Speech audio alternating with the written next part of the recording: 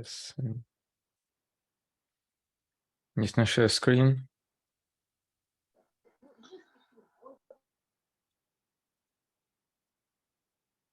Should be. So you can see the screen, yes? Yes. Yes, we can. Yes. Okay. Okay, let's start. So, well, probably this will be kind of like introductory overview of the Docker. So probably how can you to start using it? Yes. So, well, I think it will be quite basic, but I hope it will be enough, like, yes, for people who wasn't familiar with it. So for the guys who already worked with it, well, probably will know you will get something new, not sure, but well, yes, and yes, I'm going to not make it very long, so I hope we'll do everything in hour, probably even earlier. So let's start. Yes, yes, and recording, yes, also I think it will be published later. So yes, basically, so for guys who didn't was familiar with Docker, so what's basically a Docker is. So Wikipedia tells us this definition, which looks quite complicated. Yes, actually, yes, there's some slides I derived for my course on pedagogy. So yes, probably they will look quite strange, but still, yes. So Docker tells us think about virtualization containers. Yes, which probably like at least for me when I first called the things, it was ever kind of quite complicated, and it took some time to get familiar with them. So let's probably break things down a bit, like in a more details to familiarize with them. So first of all, a simple question. So how we can run our application on our machines. So first of all, we can just simply run application just on a computer and know what actually we're doing like every day, probably even every minute of our life, modern life. Yes, but so what are drawbacks here? So first of all, our sometimes we want more isolation between applications. For example, yes, we want to our application to be not visible by other applications for some reasons. But we want to isolate file system for this application to avoid some damages and other things. The second point is about dependency conflicts. So probably with Python, like things language like Python, sometimes it is a little bit more easy, but for like when you have native dependencies, it becomes very complicated. Yes, also it can be quite take some time to install your application, prepare all the things on your machine. Yes, and sometimes for like special case, like if you are doing like malware analysis or some other things, you may want a very a high level of the isolation. Yes, because you just want to, for example, run malware on your main system because you don't want damage. So for that, basically, basic solution which comes here is the virtual machines, and I think most of you know about this concept. So it's just like simulation of the machine on our computer. So yes, this is basically the many implementation of these virtual machines. I think one of the most popular is the machines by Oracle, by VMware, and also like Windows. Microsoft Windows also has some built-in solutions for that. So as I said, the idea is quite simple. I think you're already familiar with that. We have our operating system. And then we substitute our operating system with like, or just install a special software on our operating system, which is called hypervisor. Yes, or hypervisor. Yes. And this hypervisor runs the instances of other operating systems. Yes, and these instances are usually called virtual machines. So yes, because it's actually the simulation of the machine. So your applications, when you run inside these virtual machines, they usually think that yes, you are running on the real hardware, but in fact you are running in a kind of isolated simulation. Which I think, yes, so just to give a simple analogy, it's like if you have a house and you for some reasons building another house inside your main house with all separate infrastructure. So like a separate plumb system inside your house, well, which looks quite weird, but yes, this is just a analogy, fun analogy, a fun example. Yes, actually, which benefits here that we have very high level isolation. So it means, yes, if you run things in the simulation, they should not damage your main system. Also, it's things quite cross-platform. It means that, for example, on Windows, you can run virtual machines with Linux or vice versa, and etc. And it's relatively easier to make a backups of these machines. So it means you can just copy the state of the machine, or copy all like data of this machine, and at some point you can resume these things. And actually, virtual machines for today, they are very popular in data centers. So when you, for example, rent your server, which is usually called virtual private server, so you're actually just renting a virtual machine because it will much more cheaper than renting a real machine, real hardware. So the DevOps here is because they're quite slow, because they obviously requires many resources. Yes, because they're running the simulation of the machine, and well, this basically hard. They're hard because they run the copy of the operating system, which is already takes much space. And yes, or sometimes probably you don't really need this level of isolation. So probably you want less isolation, but with less resource consumptions. And the solution here is basically the technology that is called containerization. So first, some just a brief explanation how it works. So well, brief overview of the operating system architecture. So usually in every operating system, especially in the Linux, it is has very clean structure in this notion. Yes, you have a part of the operating system which is called kernel. Yes, and kernel is basically responsible for interaction with the hardware. So your application, when they do, for example, display some text on a display on a monitor, they first call the kernel of the operating system, and then the kernel calls just talks with your display or any other devices. Yes, and idea is basically to make our isolated things to reuse the kernel. So it means that we don't want to simulate the new kernel, we don't want to run another kernel, but we want to use kernel that is actually already run by our host operating system, but we want to add some isolation in this kernel for this kernel usage. And basically, yes, this is called containers, and this technology also called operating system level virtualization. So now, yes, we are coming to the containers architecture. So in this case, we substituted the hypervisor with software called Container Engine, which is basically a software that responsible for this isolation and reusage of the operating system kernel. Yes, and then you just run your applications, yes, on the same kernel of the operating system, which is much more cheaper. Yes, actually, just to give a definition, so container is basically a process or multiple process that run on the same operating system kernel, but they're isolated from all other processes on the operating system. Yes, so this probably, yes, the one of the main definition that you should understand, yes, because it's like very important to understand what is the container. So it's just like a program or several programs that are isolated from the other programs in your operating system. Yes, and this technology initially was developed for Unix or for Linux, but for now there's like alternatives even for Windows. Yes, so they think it's less cross-platform, but it is much more cheaper. So the example here is just you have a house and you have different rooms that are still isolated, so you give your guests some privacy, but still you are using same toilets, same electricity system, and etc. Yes, and basically Docker is just one of the most popular software for this virtualization or containerization. I mean, yes, because there are alternatives like Singularity, like many other things, but Docker is just once became very popular, and now for many people, containerization is associated with Docker, but generally you have different alternatives. Yes, any questions for this part? It just was a kind of introduction to give you some intuition, so how it can work. Yes, but it was just for the general overview.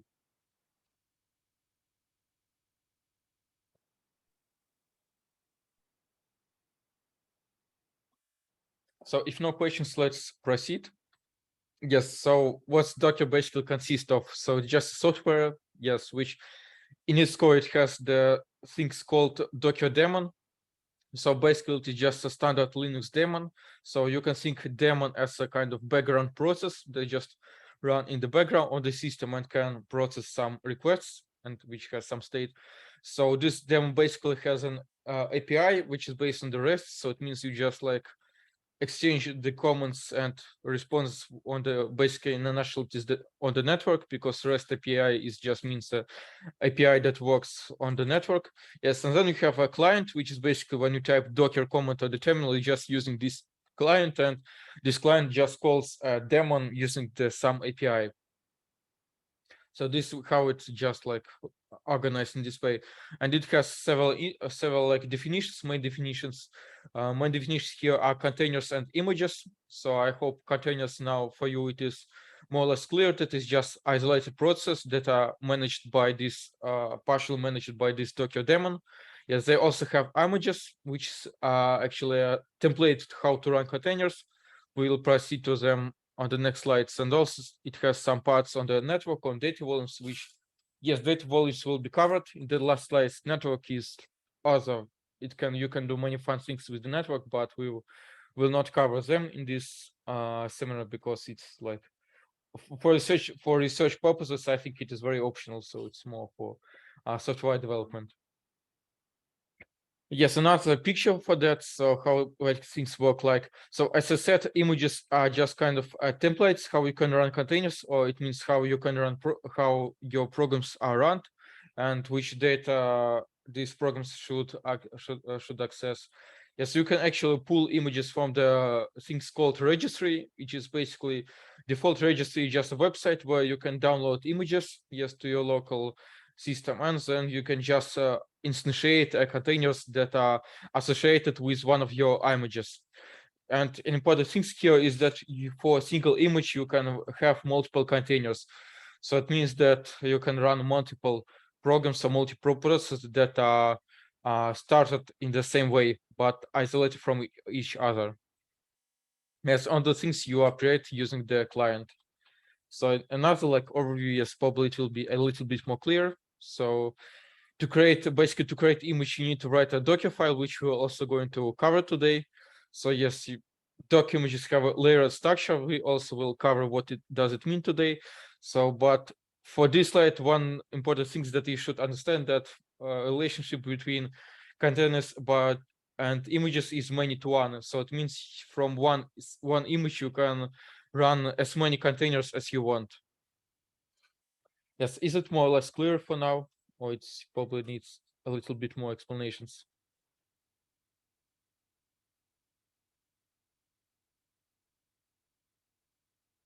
So I think yes, we will proceed. Yes, we'll proceed now with the containers. So yes, I think in this hands-on we will look how to work with the containers.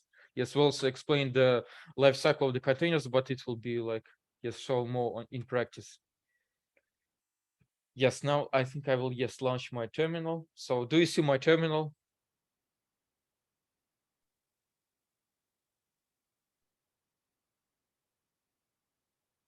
Yes. Yes, yeah, okay. So if you need, I can increase the font. Yes, if it will be better look in yes in the Zoom. Yes, okay, Alex. First of all, let's start with a simple thing. As I said, we want to run a container based some image. So basically, well, as I said, we can run images using download images using the special thing that is called Docker registry. So for example, I want to run image.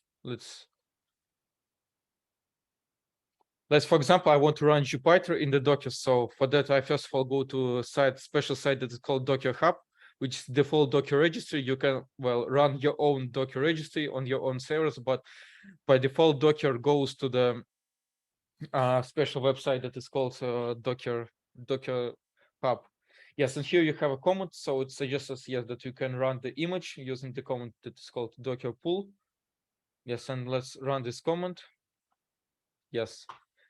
Because I already download this image, it is very fast for me. It just says that we already have this image, but if I didn't have this, it will just start to downloading this image. Then I want to run this. Basically, you can do it with a special command that is called docker run. Sorry, didn't copy this. Yes, so actually the syntax is very simple. So you first specify run, then I here put option rm, which is called remove. It means that this container will be removed after we stop this one. So I will also explain this in the next few minutes. Then we actually put here the name of the container. So usually start with the prefix that corresponds to the author of this container. So yes, you can see that yes, Jupyter here is basically just kind of It's kind of like an organization in the GitHub, but it's here an organization in a Docker Hub. And yes, and then you put name of the image. Yes, and you just run this. Yes, and it starts to execute some commands. Basically, what does it mean? It means that now we run our Docker or like Gpython notebook. So basically, it runs the Gpython like lab, but it's like no difference. Yes, but now it is run in the isolated environment. And as you see, I didn't install anything, so I've just executed this command, and I already have a Gpython notebook. Now let's try to access it. So it suggests us to go to the web browser and run the thing. And well, we can't open this. So any ideas why I can't open this? You need port forward. Yes. Actually, the idea is here that, as I said, Docker uses the isolation. So it means by default, your containers and the programs are very isolated. Yes, and if you need to somehow access them, you need to share them a bit, share some of their parts, either share a file system or share like network. Yes, in this case, if you want to access your like server that is run in the container, you need to use special command, that option that is called port. So it looks like that. Yes. So what actually does it mean? Jupyter by default runs on the port 8888, like yes, this port. Yes, but by default it is isolated from the all other system. If you want to access this port, you need to forward this. It means you want to associate the port on your host system with this port inside Docker. So it means if you now run this command, yes, we can again paste this. Yes, paste this command, but now we need to substitute this port with port 8080. It basically, what actually does it mean? It means that now you make a request to this port on your operating system. So because this address is basically the address of your local host, so it means the address of your computer. And now system knows that you need to forward this port inside a Docker container. Yes, and now and after that you can access this. So as you can see, now it works well as intended. So yes, this is basically the first aspect of isolation, because by default your network is isolated. If you want to access server inside your container, you need to run this port forwarding process. So is it clear for now? Is it clear the motivation about this thing? Yes. Yes, great. Now let's look at some hacks. Probably if we run the list of our processes, we can see that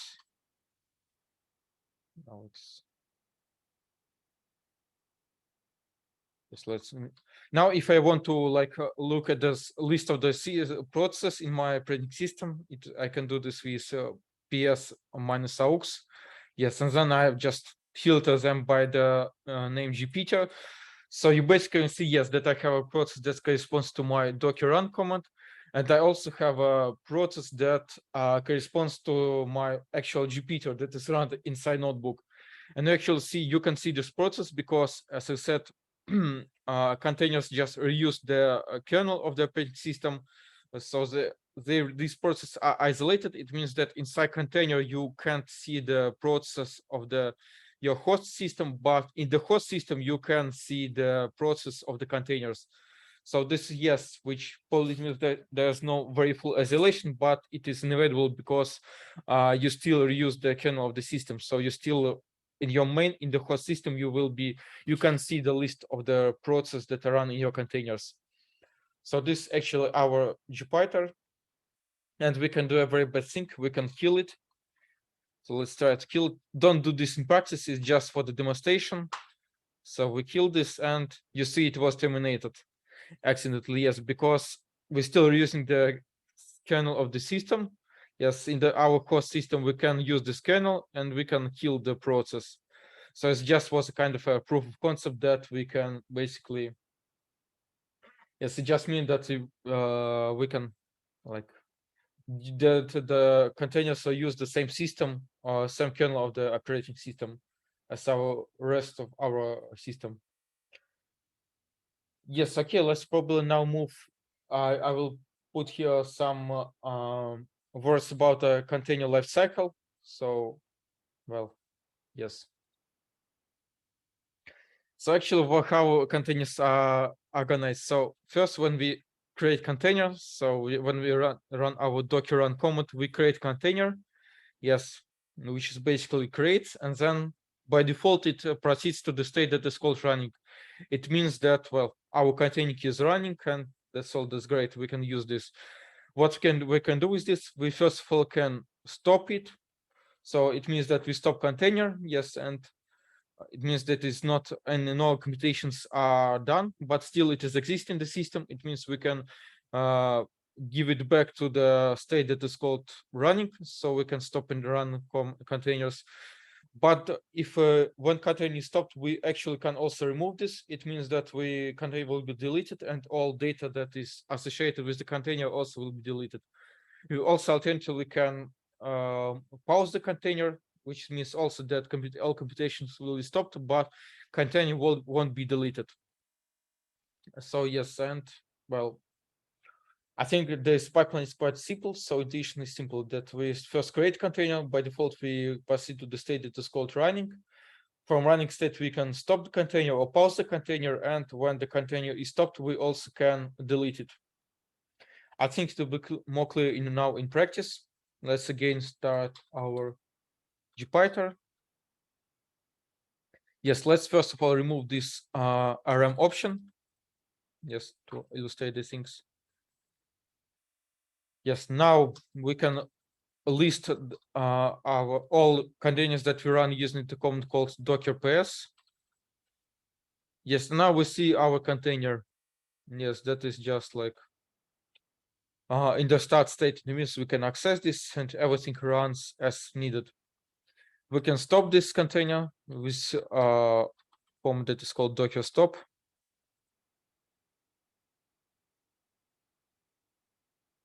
Yes, and you see now it is terminated. It is terminated. Now, if you run again, like on docker-ps, you can see this.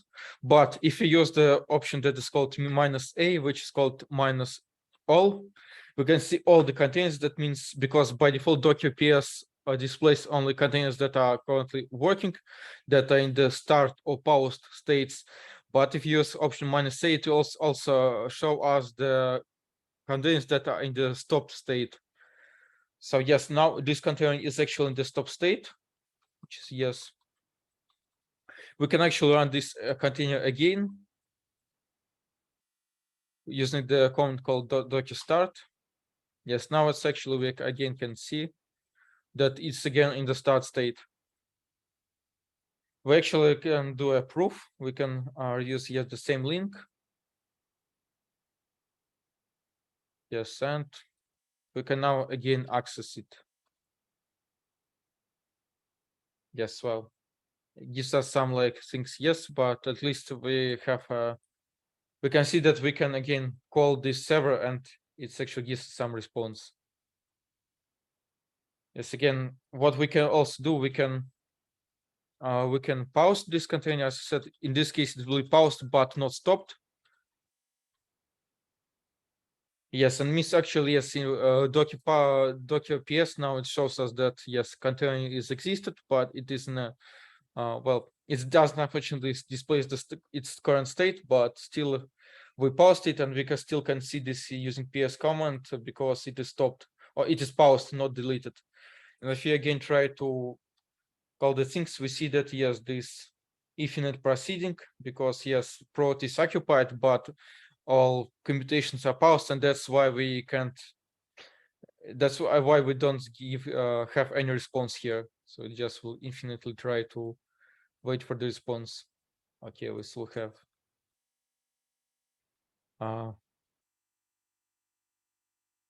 We can now unpause this container. Yes.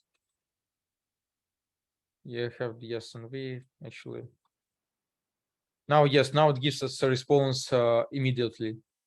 Yes. And yes, because we have just unpaused the container. Yes, and finally, if we stop this container, yes, if we stop this container, oh, sorry.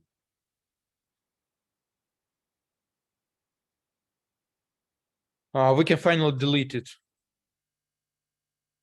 It is called, we can do this with a command called docker rm. And now, yes, you see we don't have any containers. If you also try to run these things, we immediately go to the missed error. So because we can see any things here. Yes, now last comment about these RM options. What actually does this RM option mean? If I specify this RM option, yes, we again can run this. Yes. Now we can again see the list of the running things, running images. If we do this now.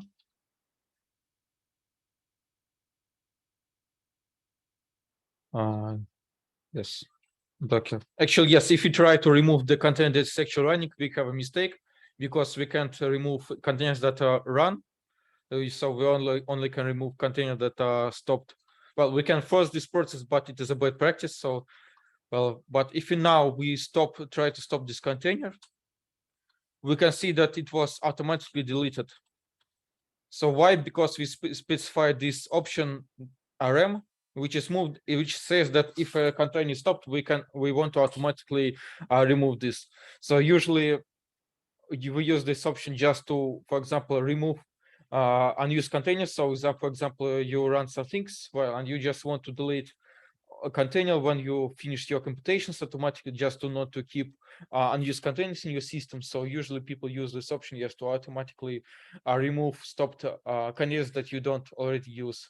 So if you don't use this RM option, it means that when you don't need container anymore, you need to delete it manually. Yes, because otherwise it will still, well, you press the system, yes, it will be, well, its state will be still stored, and well, it just will be a little bit garbage in your system. What actually do I mean under container state? I will explain, yes, in the next slides, but for now, yes, what I wanted to explain is the life cycle of the container. So what actually means that we run container, that what means to delete container, and in which states our container can be can be, yes, stored. So any questions on this part? So Poppy, you want some like additional examples? To me, it's clear. Okay, great. I think we have a few minutes. Not sure how. Yes, actually, I think, yes, let's have a 5-minute break. Yes, because I need to recreate a new link because, yes, this link will first expire. Yes. Yes. In the next part, I also tell some words about how we can also alternative ways how we can run containers, how we can go inside containers. Yes, and also I will give the second proof that container uses the kernel of the system. So yes, I will send a new link in the chat, I think. Yes, but for now I stop the sharing and stop the session.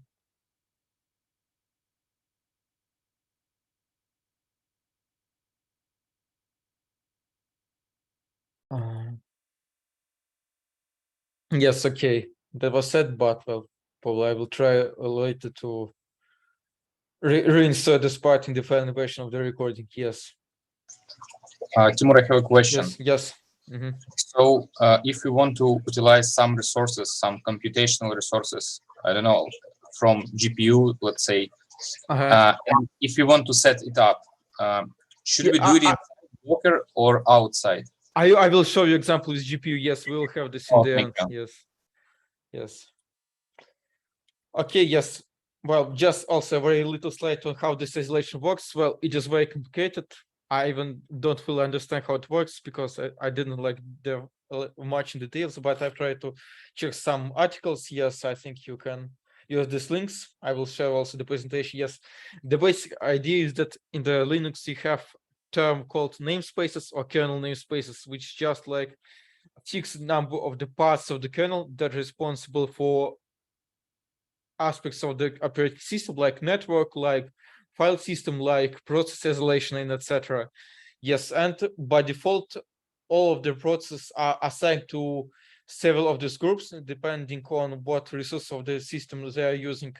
And by default, all your processes are assigned to the special like namespace that is called default namespace. But when you run Docker, you force Linux to use non-default namespace, but new namespace, which is like, yes, isolated for other namespaces. But as you see, it is not fully isolated from the host operating system. It means that host operating system, as we saw, it can still see the process of the container. But inside the container, you actually can't see the process in your actual file, your main system. We also can show it. Just yes. Oh shit. Stop the recording. Yes. Not recording, but screen sharing. Yes, just last small example on this thing. If you again run our Ubuntu, if you again run command ps-aux, yes, we almost don't see any comments. Yes, because container can't see the process that are run outside it. So yes, this isolation works in this way. Yes, now actually let's proceed for the next important part, which is called Docker files. As I said, yes, correspondence with the Docker containers is following. We first have an image that shows us how we can run containers, so which process do we have in the container, but how to create an image, we can use the Docker file, which is just basically a text file that has some syntax. Yes, it has some structure. Yes, for example, it starts with the basic image. It means that you can use previous images and you can pull them both from the Docker Hub or just use images that you have built locally. Then you have commands that just like running some commands that you want to, for example, if you want to install some packages in your image, for example, you want to install Python, you want to like copy some other files to your images to have access to them. Yes, and all the things are specified in the Docker file.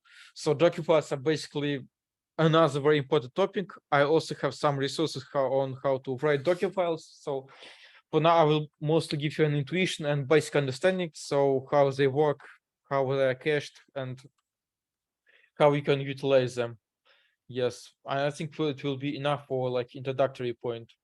Yes, but important part here, yes, that all files are actually, yes, you first write Docker file, you produce an image, and from the image you can run several containers, as I already showed you. Yes, and what is important about the Docker files and Docker images is basically that are layered. It means that usually each layer corresponds to each line, each comment in the Docker file. For example, yes, if you run some installation process in the Docker file, like shown this here, it means you add some layer to your image. So yes, for example, yes, you have base image, you have just a layer that comes from the base image, for example, from the Ubuntu image.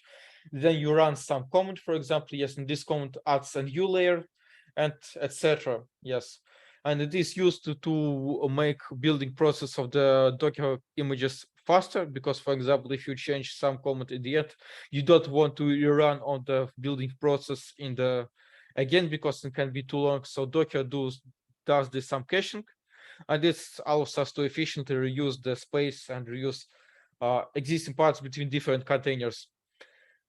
The key part here is that all of these layers are read-only. So it means you can, well, change them in temporal file system, but you can't change them in the image, base image. Well, yes. And actually what I showed you with this temporal file system of the container, when you run the container, you just take your image, you take these layers of the file system of your image, and you just attach to them a very thin layer, additional layer that is read write. Yes, and basically to when you run your container, yes, you just take your layers that are read only, that are reused between your containers, and to each container runs its own read write layer. Yes, which actually the file system that I've showed you previously, that is will be deleted when you remove the container. So yes, I think it will be more clear when I run the examples, what I'm going to do right now. Yes. For that I have Visual Studio Code. So yes. If you have any questions, you also can ask now. But I see many things will be clear in the. So it is okay. So you can see the text here. It is okay. So I don't need to increase the font, or you want to increase the font. For me, it's okay. Okay, yes, let's. Yes, we have recording. Yes, okay. Let's start with a simple example with a simple Docker file. Yes. Yes. Yes. Well, as I said, Docker file is just a text file, which usually always starts with the base image that we want to use. In this case, I want to use image Ubuntu of the version 20.04. For example, I can use also another C version, but let's start with this one. Yes. Then the main command that you actually want to run inside the container is just the run command. So it actually means that run command means that you want to execute any command of your like Linux of your operating system. Yes, for example, in this case, I want to install some packages. So it means that it will download the main image from the Docker Hub. Yes, and then it will run some commands. In this case, I'm just installing like 2 text editors, for example, Vim and Nano. Yes, also I can run any other commands like echo just to print some things in the terminal. Yes, and basically that's all. Don't pay attention to comments right now because it's just for me to not to do things from scratch. Yes, but for now let's try to build this image.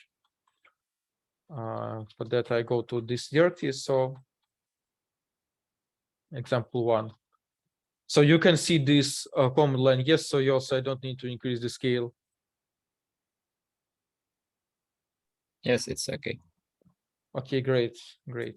So you can how you can build your image. So you can do this with a command that is called docker build.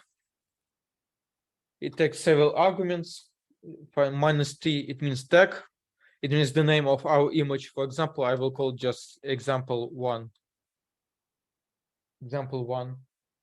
Next, by default, you need to specify the root folder where you take your Docker file and where you take other files that you want to put to the container. So usually you just execute this command in the same directory where you have Docker file.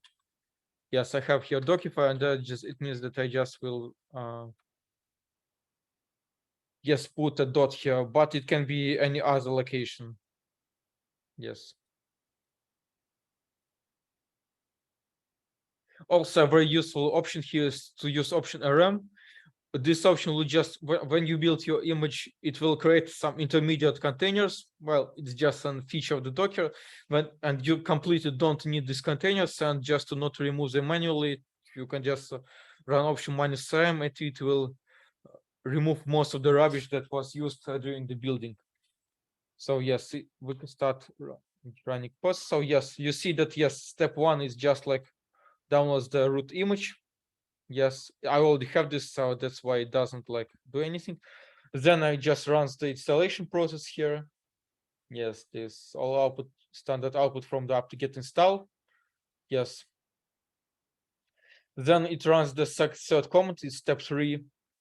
Yes, actually it prints high as it expected.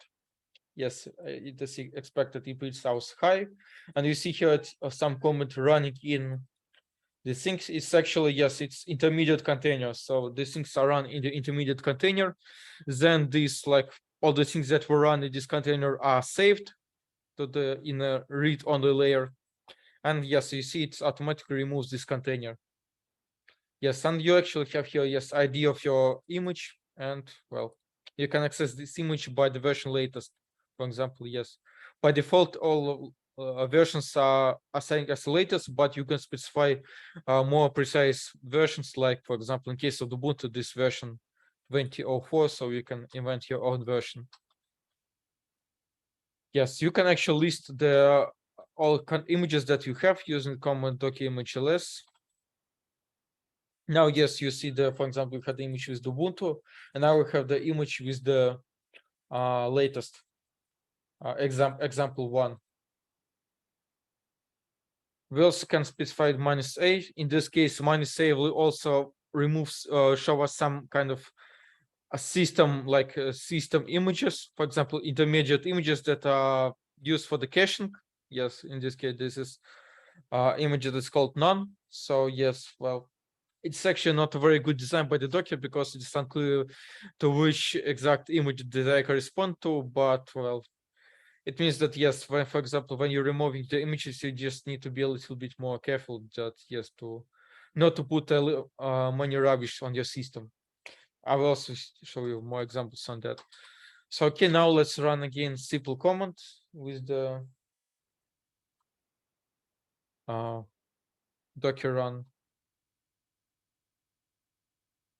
I just use the command, example one, bin bash. Yes, now actually I have same Ubuntu. Yes, I had some root things. I can run vim command, for example, yes, because now I have a vim installed, and well, despite that's all, we just created an image that just reused the base image from Ubuntu. Yes, well, and that's all. We actually can specify during the Dockerfile build, we can specify anything that we want. So any installations that we want, and actually this where the power of the Docker comes. Yes, because we can install very heavy things here, and well, just to save a image to the Docker Hub, and that's all. Our end user won't need to repeat all these very hard installation steps from the scratch.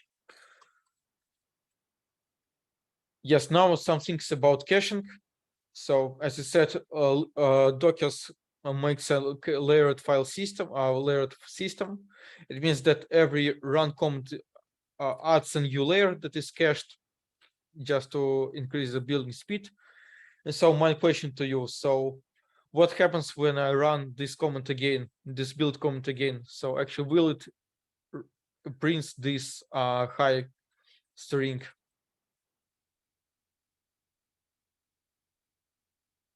So if I again run the building process, so will it print this high string or not?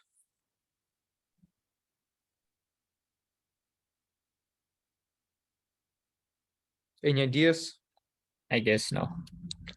Yes, actually, you're right. So you can run this process. Well, you see that, yes, we have much less logs than in previous case. You see that, yes, it runs this command. It tells us that, yes, okay, we're going to use the cache. And same for the echo. So it wants to run this echo. It says, oh, we already had this layer indication. This is why it doesn't print this echo string as in previous case. So it's very important things on how the Docker images are organized and cached, because, well, if you don't understand it very clearly, you can run into like troubles, because, for example, you want to rerun everything for commands from scratch, and it means that sometimes you just need to delete an image or just force the Docker to not to use the cache. Yes, I think it is can be done with this command. Let me remember, it is called. Yes, I think.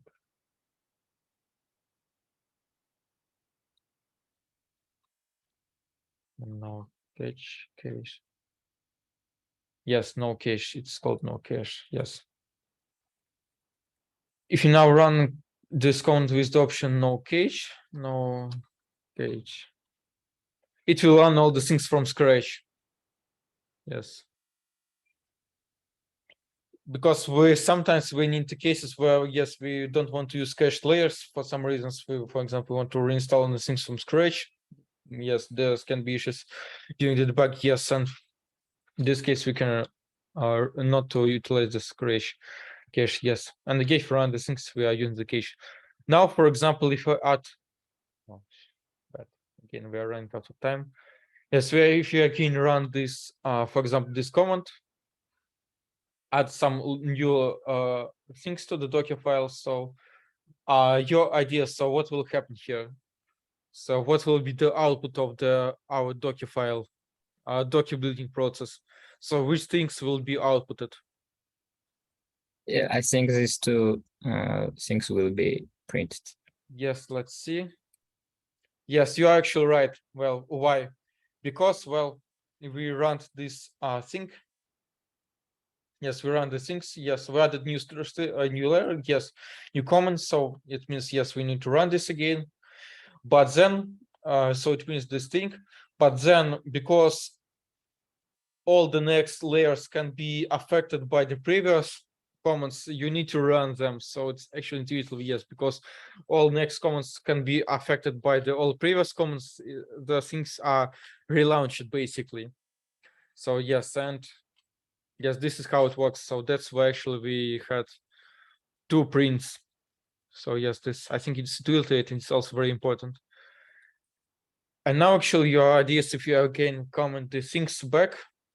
So yes, what will be the output? Like just to speed time, we can just run these things. Actually, well, it again won't print these things again because it now see that okay, we didn't use these things in this layer. We already used these layers and we already had this layer. Yes, because we already had a version of the Docker file that didn't include this echo string. Yes, and it means that we just go back to these layers, yes, and assemble the image from the layers that already existed. So yes, any questions about this part? Because, well, I think these things are kind of like intuitive, but still you can run into problems if you don't understand them fully. And, well, there can be more tricky cases where just you need to be careful on what you are caching and what you are not caching.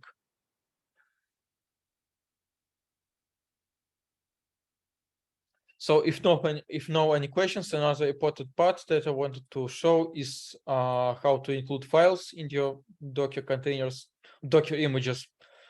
So actually, yes, there are 2 commands for that is called copy and add, which will do almost the same job, but well, command add has some additional features and that you can well, that you actually can read a bit more in the documentation, but for now, yes, that's Docker add and copy and Docker add almost the same command. Let's probably try to use them.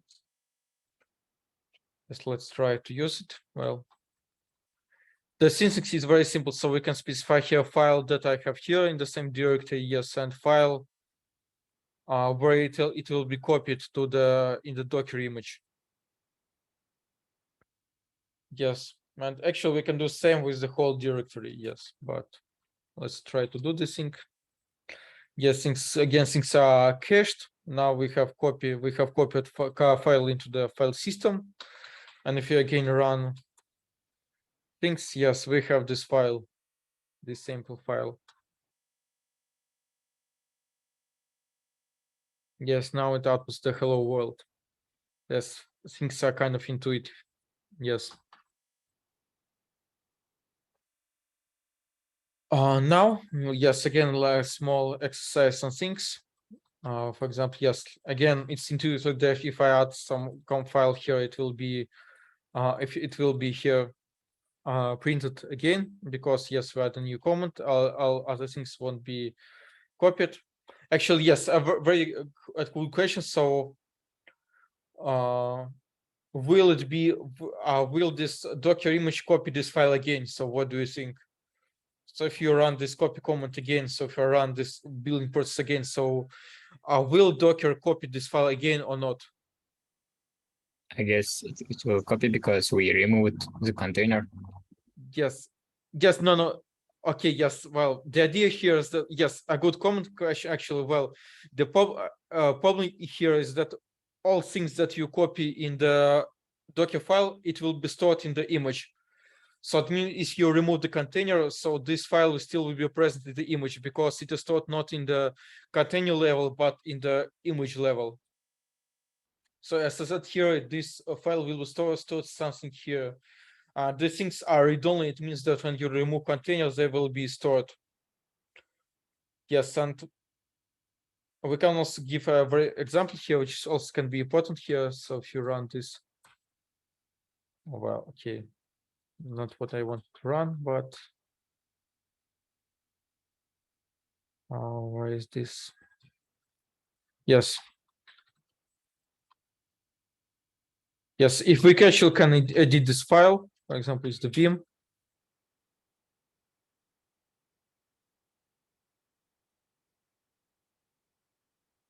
Yes, we actually can edit this file. Yes, in this but this updates will be present only for this file system. It means that this file system will be just copied to the temporal layer of the file system. Yes, and it will be like modified for this container. But if we exit, yes, container will be removed, and we again run the same command. If you want to again cut output the sample file, content will be as previous, because this file still it is persisted in the image layers. And this kind of like also important. Yes, you can edit this file safely, but when you output go out from the container, when you delete the container, things will be go back to the state where as they were specified in the container. Is it clear actually? Because it's also a very important point. Yes, I have a question actually Yes, about this. Something similar. If you modify, for example, your sample file on your system, will Docker spot the modification in the file and Actually, hence a modify the very image? good question. Yes, a very good question. Yes, that I actually wanted to ask you. Yes. Okay, let's go to this question right now. So not for right now, but step by step. Okay, for example, let's modify this comment. Yes. For example, if I run this command, what do you think? Will Docker run this copy again? Copy comment again? No. Yes, that's a right question. So you see, yes, it uses the cache. Yes, it prints the string. Yes, and if you, because this new string, yes, and well, it just prints this. So as you said, if you run this again, everything will be cached. Now, yes, let's probably try to modify this file. Yes. Now a question to you. So if I modified the file. Yes, what will be the output if I run the build again? So will it update this file, copy run this, and will it print this line or not? I think yes, it will update and it will print. Okay, let's see. Yes, it copies. You see that it doesn't use cache. Yes, and it also again doesn't use cache because like previous command, this command is executed after the layer that was updated. So yes, it employs some causality. Yes, as you said. And again, if you go back to the initial state of the file and run the build again, so what will happen? So will it run copying and printing again or not? This time, Yeah, no. Okay, let's see. Yes, everything is cached. So yes, how does it work? Actually, the answer is simple, because Docker tracks for each file that Docker copies and each directory that Docker copies. It saves the, first of all, hashes of the file. So using the hashes, it can simply track whether the file was updated or not. And same for the file system or file structure and the file permissions. So it means whenever you update permissions for the file, or for example, whenever you update the structure of your directory, or whenever you change the content of the file, it will compare this to what is stored in the image. And if something has changed, yes, it will run the things again, all the things again. Yes, for the whole copy command. So yes, actually you give a right answers. It means I hope you understand how the things work, because it is also kind of important, yes, because this can be like tricky things when you debug your Docker files. Yes, so it's important to understand how Docker runs the things under the hood. Yes, if we run, not, yes, I don't have rubbish containers. Yes, image-ls minus under recording. Yes. So yes, it's possible to see the things.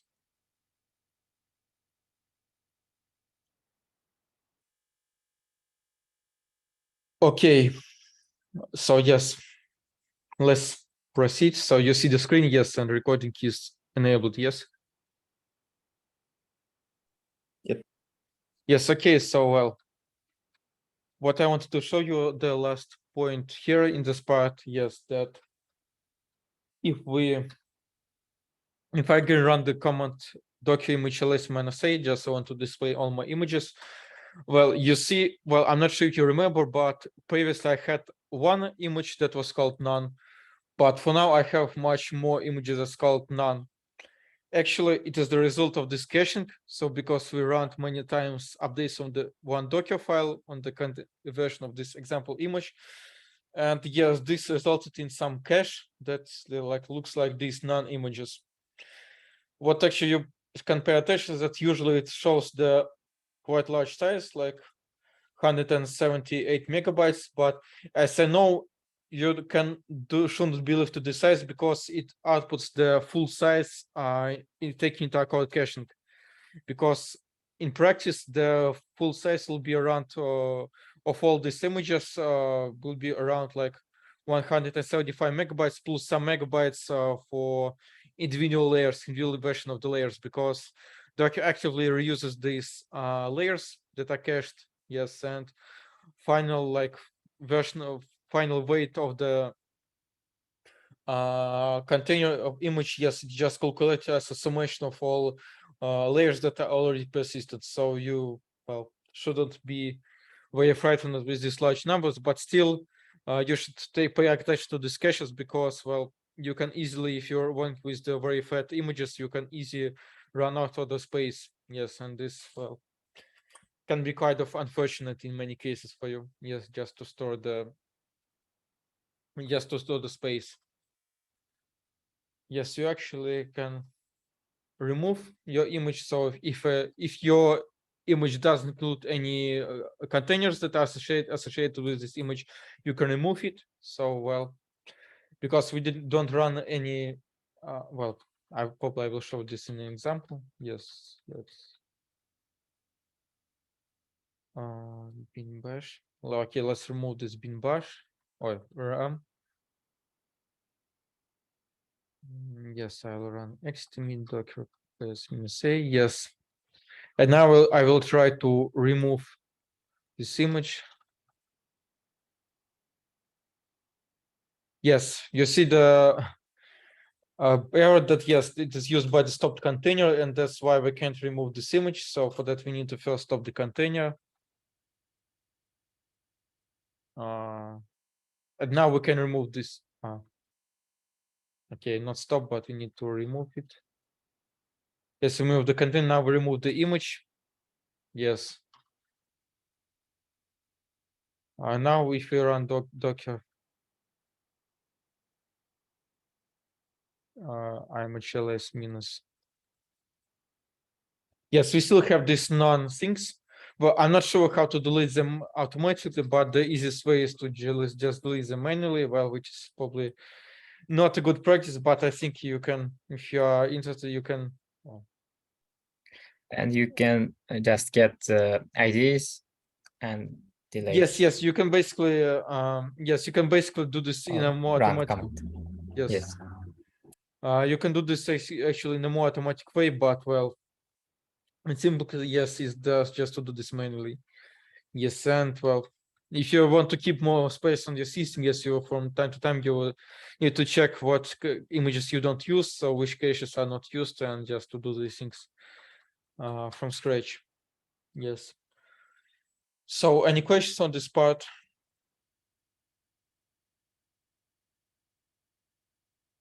So if not, I think yes, that we have two small point topics in the Docker file structures. First one, how we can run things in the Docker file.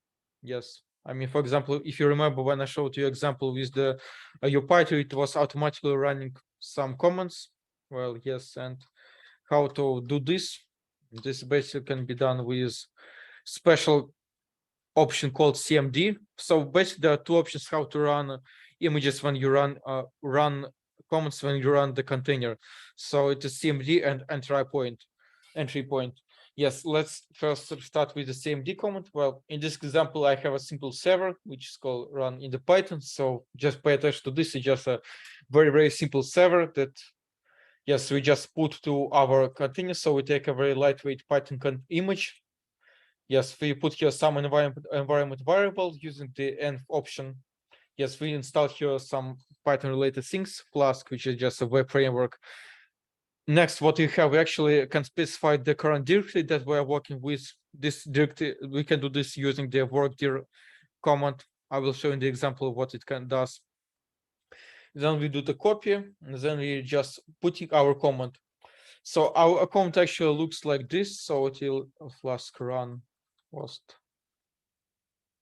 But just due to the like feature, like aspects of the Docker, so it's just a feature of the Docker. If your command consists with the spaces, you need to write this command in this format. So it's just like a feature of the Docker. So yes, here actually, yes, it means that yes, we are running some server. Let's probably try to do this.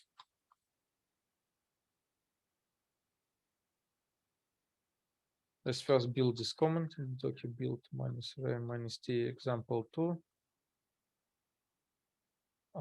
Yes.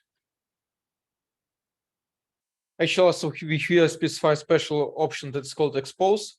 So it means that our server will be by default Flask runs the server on the port 5000, and it is a good practice to make a port exposed. So it means that we can listen this port from the outside. Well, it is not obligatory, but it's better to write this option to avoid any like pitfalls. But if you don't specify this option, it also will work. Yes. Yes, we just built our thing. Now if we run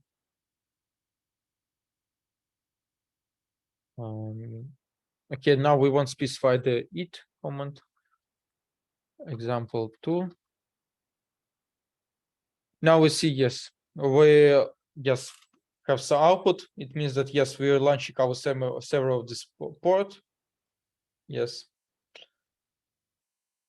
Actually, here it also brings some kind of like external IP address of the container, because usually containers are associated with the different IP addresses, but still it doesn't mean that you can access them, because we didn't specify this -p option, if you remember.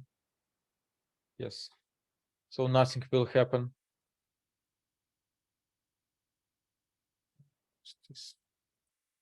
Yes, we also can probably try to using this address, see if it works, but it will also, yes, actually, yes, there's like an alternative option if you don't want to use with to run with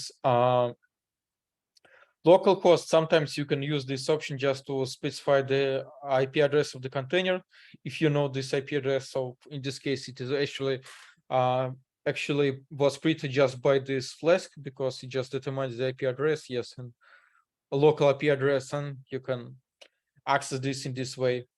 But if you want to operate with the local host, for example, if you don't want to use this IP address of the container, you can do this with the -p option, if you remember. So for example, like this.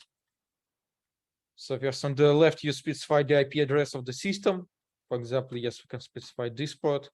And on the right, the port that is used inside the Docker. So in this case, is the port 5000. Yes, and in this case, we can yes use the sync. Yes. Yes, now we run. If we would try to knock to this port, yes, there is like will be nothing will happen, because we forwarded the port 5000. We use the port 5000. Yes, that's very simple, but actually what you also can do, you can update your command. So this is the actually what the CMD command, the feature of the CMD command. You can update your command. For example, if you don't want to run the server, you want to do something else, you can do this with the -it, again with the -it option, and you can do things with sh. Yes, indeed, just now it opens the shell. Yes, and it does not launch the server, because this CMD command. Oh, sorry. Suddenly stop the sharing. I'll put it here. Yes, because for now we are overwritten the default executed command. Yes, by this bin.sh, and now we have a shell, but we don't run the server. This is actually the feature of the CMD command. We also can have an entry point command instead of the CMD command, which does almost the same, but in this case we can't overwrite it. if you try to build a server with the Docker file with this version, yes, if we want now try to redefine our default launching command. Sorry. Yes, nothing will happen because, well, but actually why it brings here error, because it still tries to run this command, and rest that we put here, it's also just tries to put it here as an input to our command, and that's actually why it fails, because, well, it treats this bin bash just as an additional argument to the Flask, but, well, Flask doesn't recognize these options, yes, and this actually why everything fails. Yes, you can actually use specify both CMD and try point together. For example, yes, you can.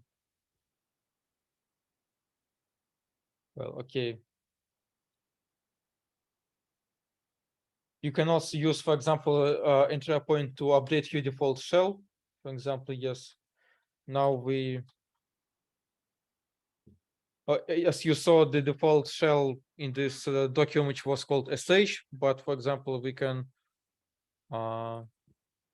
Yes, we can want to install the bash instead of like default shell. Yes, so now we actually can run the same container, but it will just run the bash instead of the default shell. Yes, because we overwritten this with the entry point. Yes, but if in this case, if you run, for example, okay, yes, no examples. Yes, that's actually everything that I wanted to discuss in this section. You also no one prevents you to run this by default to get CMD and entry point. For example, you first want to visit the entry point, you want to update your default shell, and next with the CMD, you just want to execute your final command that will be just executed in the different shell. Sometimes this also can be useful. So any questions on the CMD and entry point?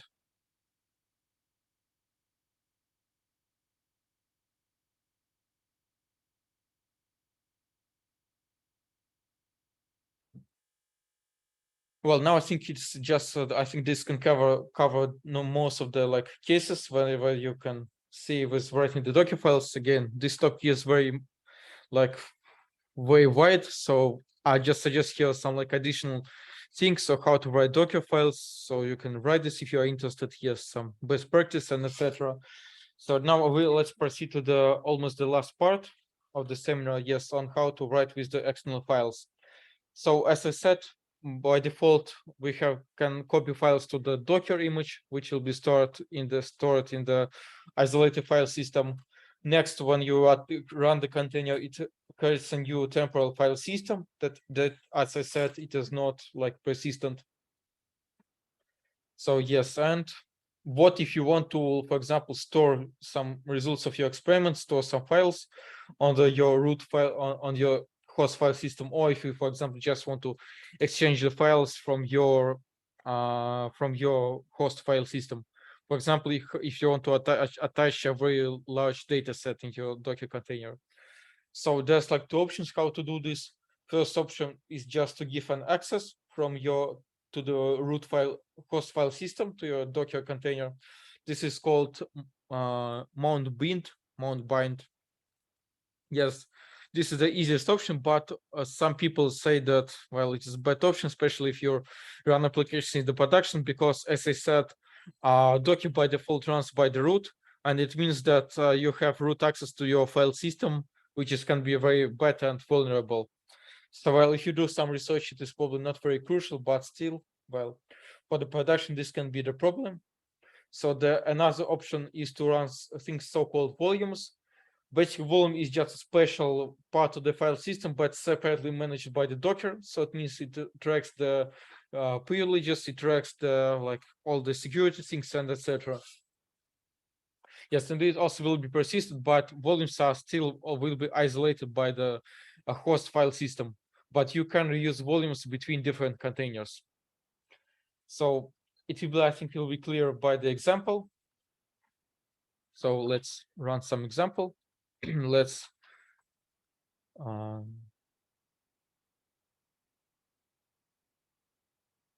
Okay, let's create some directory, which I call just Docker test.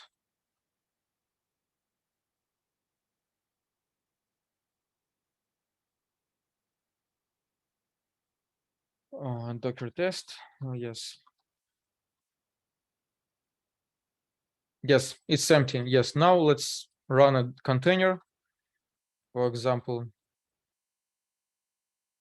18.0. Yes, now with the option -v, I can bind this directory. Yes.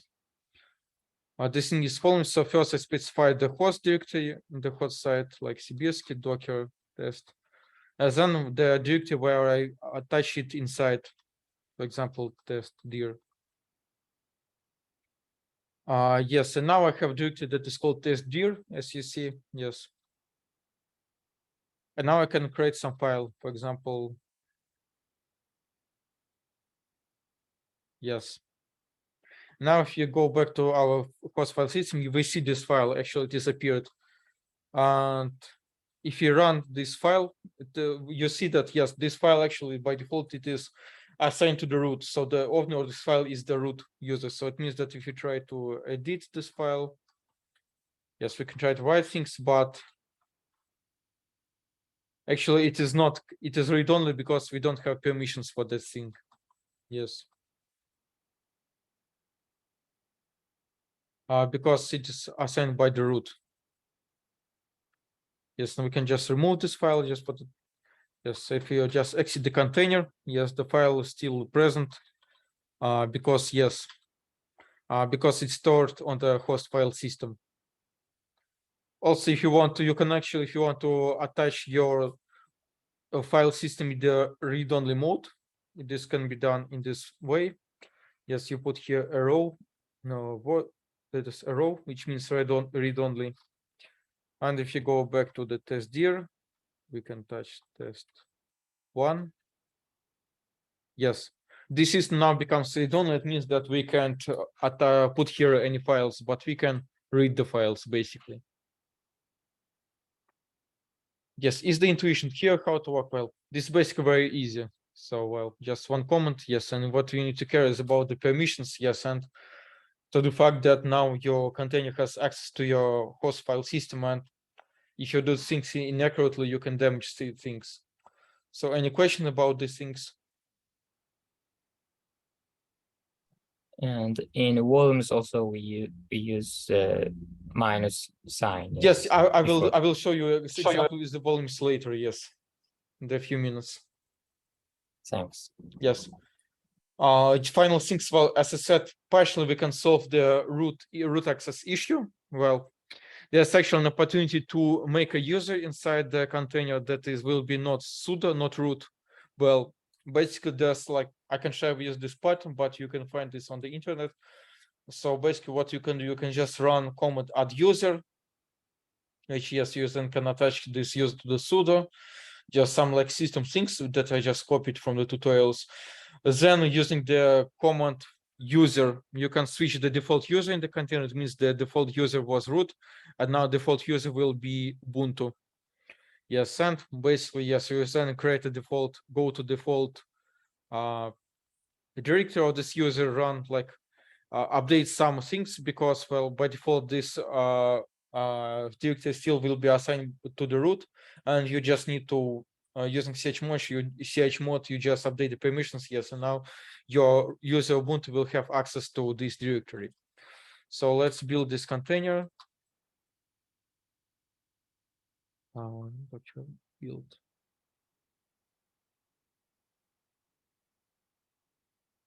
Yes.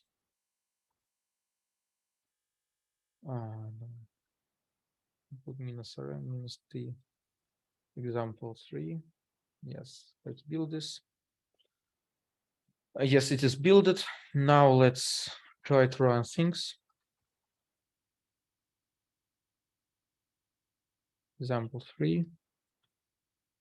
Yes, now we see that we have user Ubuntu. Yes, if you run command who am I, it also will print that we have a user Ubuntu.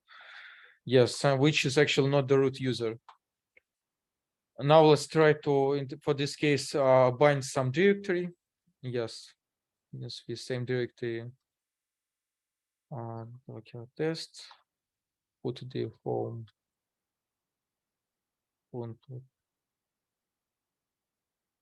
Test dir. Yes, we have this test dir. Now we can try to touch some file that I will call test1. It's called touch. Yes, we touch this, and now again, if we look here, yes, now it actually has different user. It's actually assigned to our default user. Well, I'm not don't exactly know how this works under the hood well, but my hypothesis is that Docker just if it sees that, well, this user is not root, it just uses the proxy things to the default user of your host user of your system. Yes, and that's actually just assigned to our user, and we can edit this now. Finally, we can put here some hello. No. Yes, and we do it. Test1. You can write here hello. Yes, and if we go back to the container, we can. Yes, we just have hello here, and well, basically that's all. Yes, actually, if we try to let's try to also edit this file. This was initially created by the root. Okay. We don't have a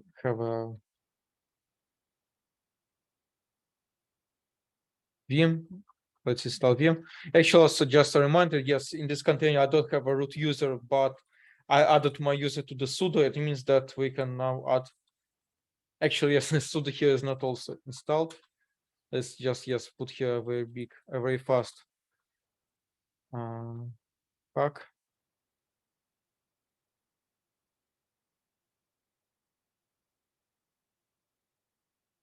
Actually, yes, also important here sync here with the apt-get.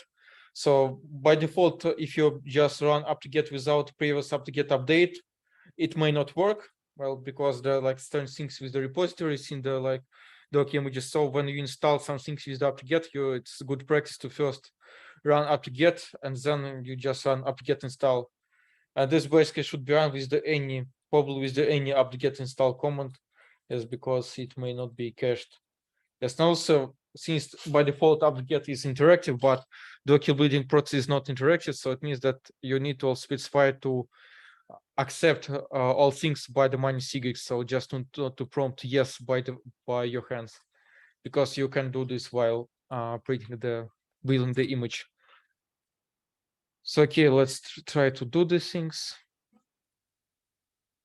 Yes, let's build things. Yes, we build these things. Yes. Now we actually can use sudo apt-get install Vim. Okay, it's even now found to Vim. This is basically just not fundamental things, but just practical things that can be, yes, can be useful in practice, just to not spend time on Googling. Yes, actually, well, now we have this file in the read-only mode because yes, it was created in a different container that was like pure root container, and we can do edit it, but with a sudo we actually can do this. Yes, actually, these things are more for understanding because, well, probably some people can, especially DevOps, can say that, well, it is a very hacky things what I'm doing now. But again, for the research case, it is okay because you first of all, like in the research purposes, you first of all you do the things for the dependency isolation, yes, and well, that's why, well, for the research scenarios, Docker, this usage of the Docker it is okay. Yes. Also, yes, the last example is the volumes. Again, what is basically the volume? The volume is basically syntax is very simple. It is the same, but now instead the host like directory in the host system, we specify the name of the volume, so name of our storage. If it does not exist, we can just it will be created automatically. Yes, we have this thing. We can try to touch some file. Actually, I saw another problem. Yes, there's like things, more complex things with the issues, because volumes are usually by default also attached as a root things. Yes, because first of all, because they are shared between the containers. Yes, probably there is a way how to do the things without a sudo or without like root things. I don't know. Well, we can try to do this.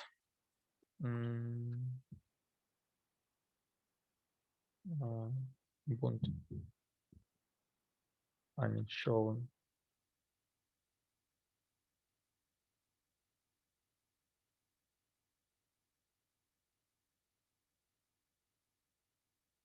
No, it's different syntax. Yes. Just so that a bit different kind of like a workaround. If you have a non-root user, how you can have access to the volume, because it's like usually root thing. Yes. Now you can try to touch. Yes. Now it is attached. Yes. Now actually, if you go away from this container, run different container. For example, yes, run same container, but without sudo. For example, in the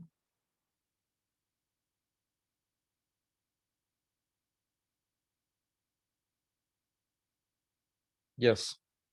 Okay, let's better example. Let's probably try to do this in a root folder. Yes.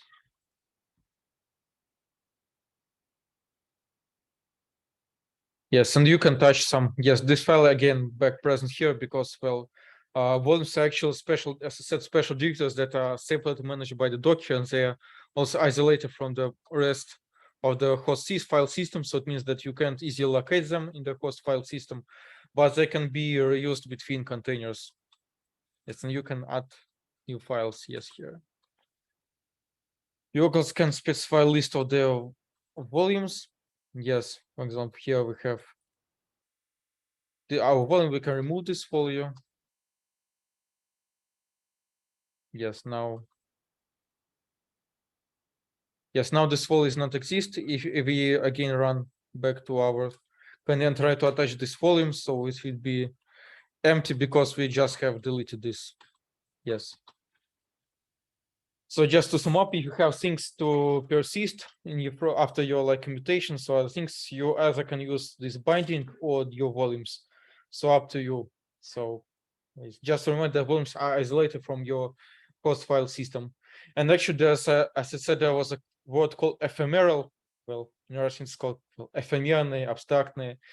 Well, it's actually the means that well, a good practice is to treat your containers and images as like temporary things. It means they should not persist anything. It means that you have any data that is persisted, you either should use volumes or bound or mounted folders. And it means yes, in this way, if you for some reason delete your image or accidentally delete your image or a containers, you can easily restore things because you just can build them again or pull them from the Docker image, Docker Hub. Yes, and all other things that you want to store, you should store in the volumes and directories. Yes, and then to reattach them to your containers again. And in this way, everything will be clear and you not likely lose your data. So any questions on the things?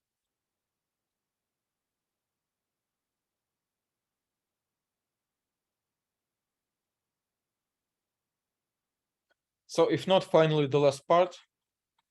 It is about like GPU, as Mark asked me. Yes, the last step saying. Well, actually, there also should be a tutorial about how to attach the monitor to the Docker. It's also possible, but it's very, very tricky. So it is very rare case. But yes, for example, if you're working with the Slime, with the simulators, that can be a case. So, well, you can just Google this, or if you will have questions or this, you can just write me. I can help you with that. But for now, I want to show you a little bit more important things about how to use GPU inside Docker. So for that, first of all, you need to install a package that's called NVIDIA Docker 2. I have a tutorial how to install this. This is basically just the things that adds the support to the CUDA and GPU to your Docker image. So how does it work? So let's go to Rukula. So our server is because we have here multiple GPUs, and it will be easier to show things on that.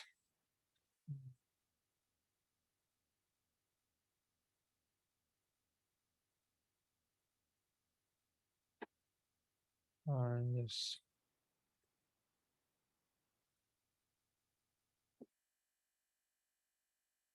Yes, okay. Yes, now we are on the Rukula. So on the Rukula, we can see which GPUs do we have. So we actually have 2 GPUs. So yes, one is used by someone. Yes, and second one is almost free. Yes, they're also numbered as 0 and 1. Yes, and how we run things? Let's.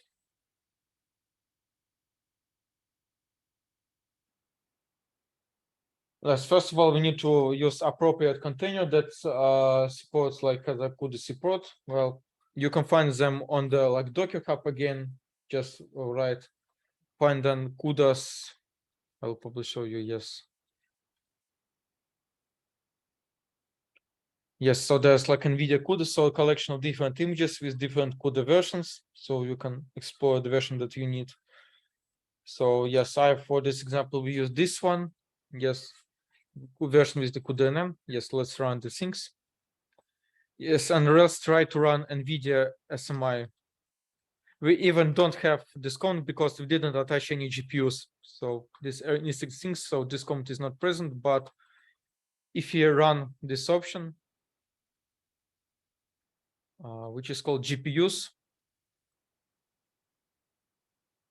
in this case, we just add all GPUs that we have. Now we have this actually command. Now this kind of a magic, but it works in this way. So it's now GPU is attached. Now also driver is attached. What is actually also important is that we reuse driver that is installed in the system.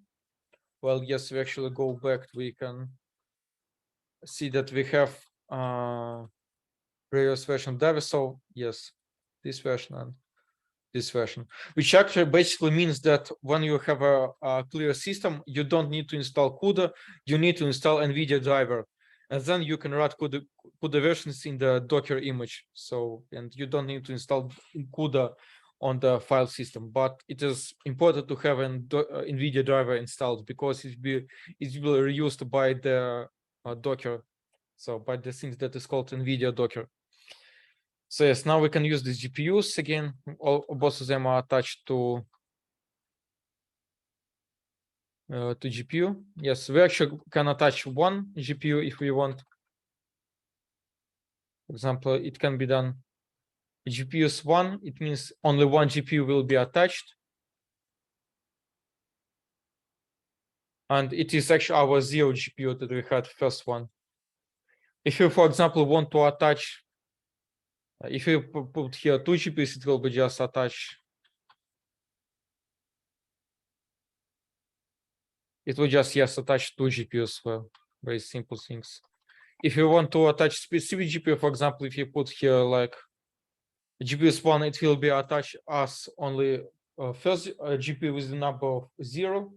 But for example, you want to attach another GPU, which is was called GPU 1. We can use this version of the command. Yes, GPU's device equals to 1. Yes.